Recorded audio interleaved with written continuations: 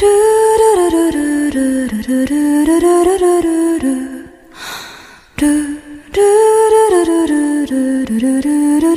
दोस्तों आज हम बात करने वाले हैं फिर से ओशिनोको के एपिसोड के बारे में। तो बिना टाइम वेस्ट के स्टार्ट करते हैं हमारे आज के इस पार्ट को। तो इससे पहले आपने देखा कि साइटो आई को कॉन्ट्रैक्ट साइन कराने के लिए उसका काम करने के लिए मना लेता है। एंड इसके बाद हम सभी देखते हैं कि आई ने साइटो के साथ मिलकर बहुत ज़्यादा काम किया एंड हार्डवर्क किया और वो कुछ ही महीनों और सालों के अंदर बहुत ज़्यादा फेमस हो गई।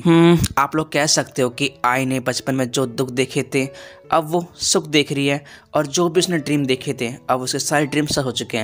खैर इसके बाद हम सभी को प्रेजेंट का सीन दिखाया जाता है जहाँ पर आई अपने नए कॉन्सर्ट के तैयार होती है और इवन वो अपने बेबीज को भी अपने साथ लेके जाती है क्योंकि वो चाहती है कि वो अपने बच्चों के सामने परफॉर्म करे। और हम सभी देखते हैं कि एक्वा भी रेडी हो होता है कॉन्सर्ट में जाने के लिए। लेकिन दोस्तों तभी हम सभी देखते हैं कि दरवाजे के सामने कोई डोरबेल बजाता है और उसके हाथ में बुके होता है फूलों का। और डोरबेल की आवाज़ सुनकर आई को लगता है कि शायद साइट होगा उसे कॉन्सर्ट के बारे में बताने आया होगा शायद से।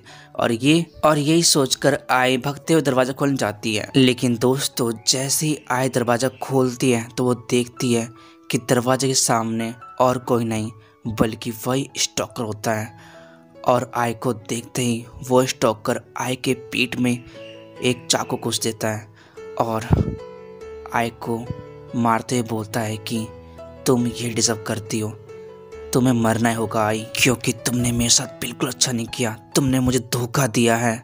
और इसके साथ हम सभी देखते हैं कि दूसरी ओर एक्वा डोर ओपन करता है आवाज़ सुनकर और वो देखता है कि उस स्टॉकर ने आई के पेट में बहुत बार खंजर घोंप दिया होता है जिसकी वजह से आई के पेट में से बहुत ज़्यादा खून निकलता है। लेकिन तभी वो स्टॉकर आई को दर्द में देखते हुए बोलता है कि ओह तुम्हें दर्द हो रहा है, तुम्हें पता है तुमने मुझे इससे भी ज़्यादा दर्द दिया है। और देखो तुमने कहा था कि तुम हमसे बहुत ज़्यादा प्यार करती हो लेकिन तुमने हमसे झूठ बोला और इवन तुम्हारे बच्चे होने के बाद भी तुमने हमसे झूठ बोला और फिर भी तुमने अपने आइडल वाला काम कंटिन्यू रखा।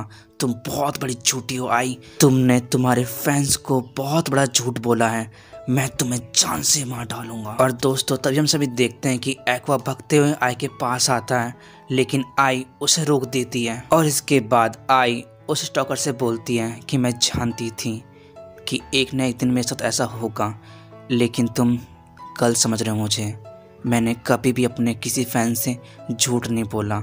इवन मुझे अपने सही फैंस का नाम और चेहरा सही से याद है। और आई की ये बात सुनकर वो स्टॉकर थोड़ा बहुत शॉक जाता है और फिर आई कहती है मैं अपने सही फैन से बहुत ज़्यादा प्यार करती हूँ और मैं जानती हूँ कि आज मैं जो कुछ भी हूँ अपने फैंस की वजह से हूँ। और आई की बात सुनने के बाद वो स्टॉकर कहता है हाँ मैं जानता हूँ तुम अभी मुझसे झूठ कह रही हो, तुम बहुत बड़ी झूठी हो आई। लेकिन तभी आई उसे अपना हाथ दिखाते हुए बोलती है और हैंड से करते हुए बोलती है कि मैं जानती हूँ कि तुम्हारा नाम रियोशिको है और तुम मुझे एक बार एक फैन इवेंट में मिले थे।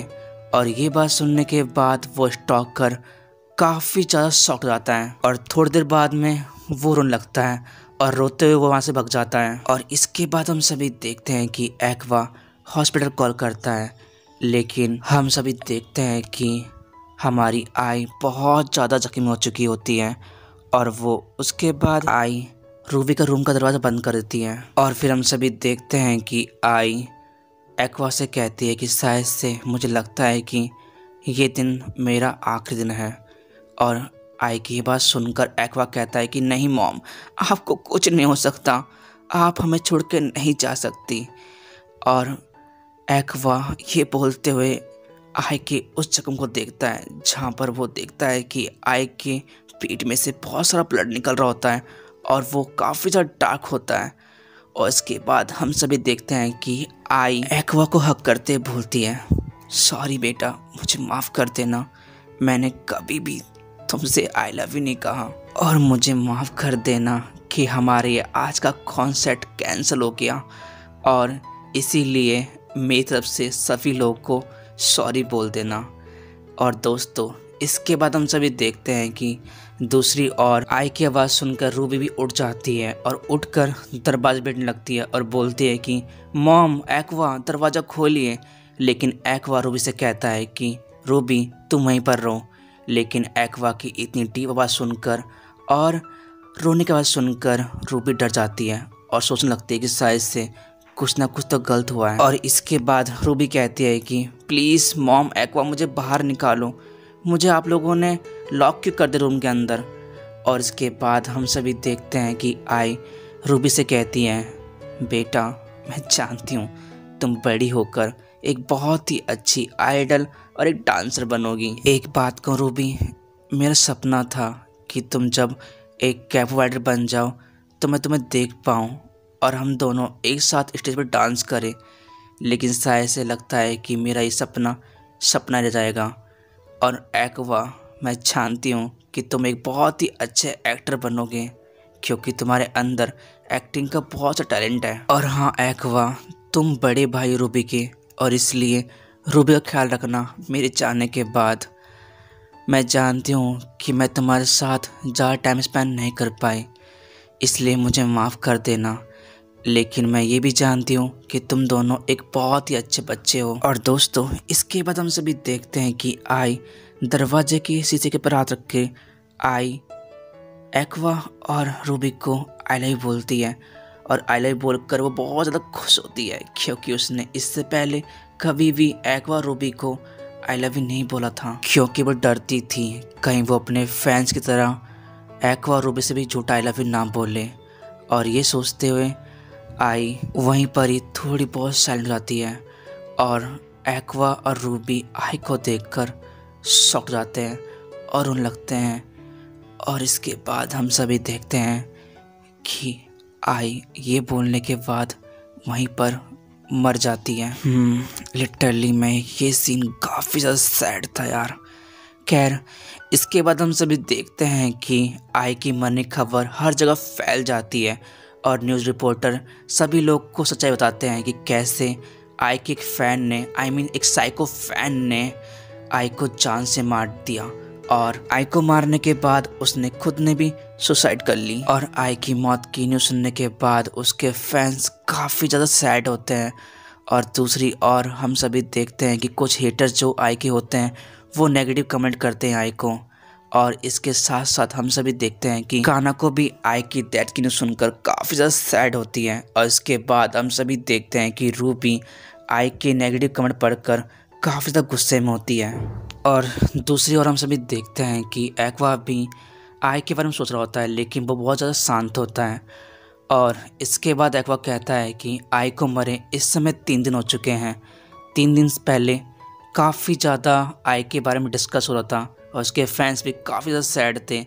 लेकिन अब देखो आई के बारे में अब कोई डिस्कस नहीं कर रहा है और इवन यहाँ तक कि लगता है कि सभी लोग आई को भूल भी चुके हैं। और दूसरी ओर साइटो भी आई की मौत से काफ़ी ज़्यादा सैड है और सदमे में है, क्योंकि साइटो के लिए आई एक गुड लक था और इसी वजह से साइटो इस समय काफ़ी ज़्यादा सैड है।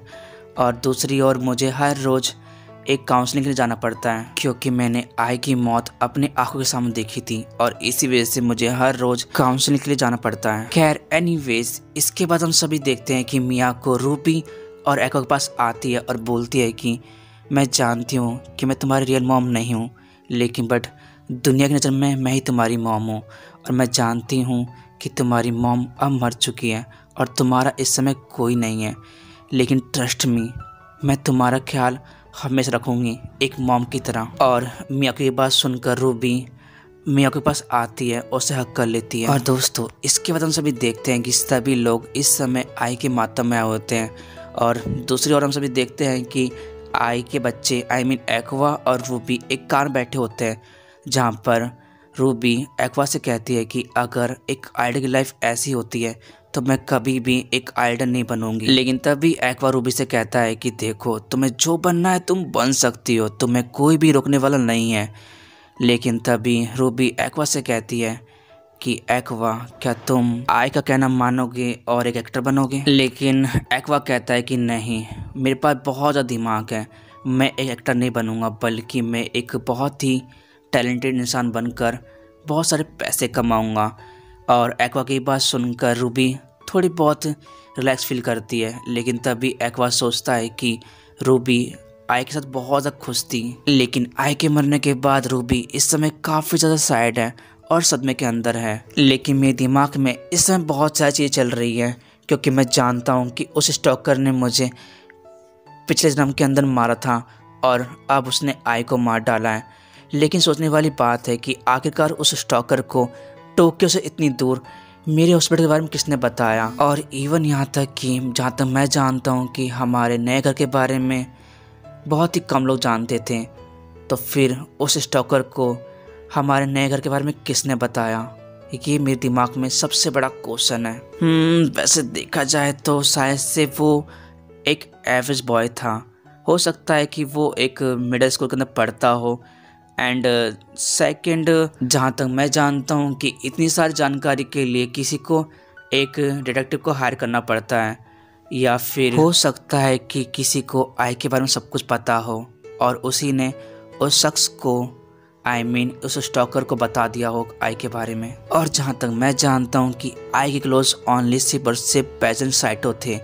लेकिन बट मैं ये भी जानता हूँ कि साइटो ऐसा नहीं कर सकता, क्योंकि साइटो के लिए ही आई सब कुछ थी। हाँ, लेकिन हो सकता है क्या पता उसके ग्रुप ने ही उसे मरवा दिया हो, ग्रुप के मेंबर्स नहीं। लेकिन जहाँ तक मैं जानता हूँ कि उसके सभी ग्रुप के दोस्त काफ़ी ज़्यादा अच्छे हैं और हम्बल हैं, इसलिए वो आई को नहीं मरवा सकते। और जहाँ तक मैं जानता हूँ कि आई एक अनाथ आश्रम में पली बड़ी है, तो उसका कोई रिलेटिव भी नहीं है जो उसे मरवा सके। तो आखिरकार उसे किसने मरवाया, कौन है वो शख्स? और ये सोचते हुए एक्वा एकदम सोचता है, हो माय गॉड, हो सकता है कि वो हमारे फादर हो जिसने आई को मरवा दिया है। क्योंकि जहाँ तक मैं जानता हूँ कि हमारे फादर को हमारे बारे में सब कुछ पता था, इवन हमारे नए घर के बारे में भी। लेकिन हम लोग को हमारे फादर के बारे में कुछ नहीं पता, इसलिए हो सकता है कि हमारे फादर ने ही आई को मरवा दिया हो। मुझे लगता है कि शायद से उसी सो कॉल्ड फादर ने ही मेरी आई को मारा है और मुझे भी पिछले जन्म के अंदर मार दिया था। वेट एंड वॉच, आज से तुम्हारी उल्टी गिनती स्टार्ट होती है सो कॉल्ड फादर। गेम तुमने स्टार्ट किया था, इसे ख़त्म मैं करूँगा। कसम से एक बार तुम मुझे मिल जाओ, मैं तुम्हें तड़पा तड़पा के मारूंगा। और गाइस, इसी के साथ हमारा आज का एपिसोड यहीं ख़त्म होता है। एंड देखते हैं कि अब एक्वा क्या करता है आई के उस कातिल को मारने के लिए। खैर एनीवेज, आई होप कि आप सभी को ये आज की स्टोरी और एपिसोड काफ़ी ज़्यादा इंटरेस्टिंग लगा होगा। अगर वीडियो अच्छी लग रही है तो प्लीज़ यार एक लाइक कर दिया करो, एक कमेंट कर दिया करो, क्योंकि इसके अंदर आप लोग कुछ नहीं जाएगा लेकिन मुझे एक मोटिवेशन मिलेगा नेक्स्ट वीडियो क्रिएट करने का। तो खैर मैं मिलता हूँ इसके नेक्स्ट पार्ट के साथ, तब तक clip up guys and sayonara.